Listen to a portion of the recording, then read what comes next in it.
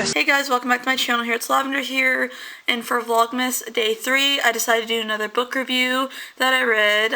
Today I decided to do The Tall Man, The Death of Doomadgee by Chloe Hopper, that was published on April 7th, 2009. So let's get started into this book review. So this book is about the true crime case of an Aboriginal Indigenous Australian that lived in Australia.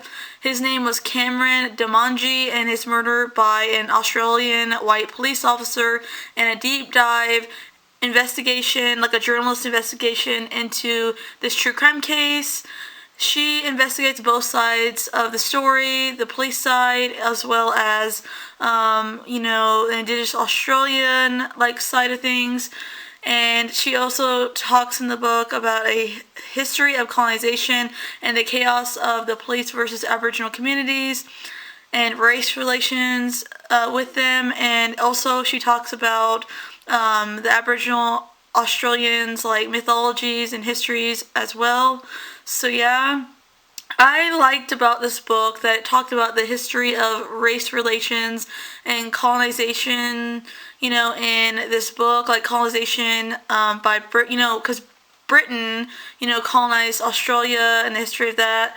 I also like the fact that it went into a deep dive of Indigenous Aboriginal Australians history, and culture in the area. Something I did not like about this book is I really wish this book was more anti-police, honestly.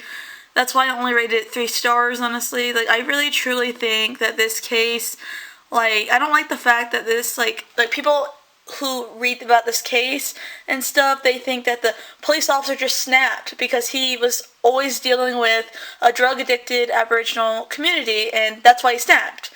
People are, they're saying that he wasn't racist, that he just snapped and this just happened, but they're downplaying, the fact that a person of color literally got murdered because of someone's anger.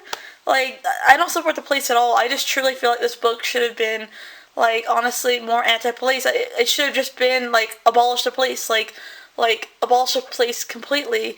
It should have been way more anti-police than, the book was. So that's why I only gave it a 3 out of 5 stars. And again, to round up my review, I give this book, again, a 3 out of 5 stars because it should have been way more anti-police. So yeah.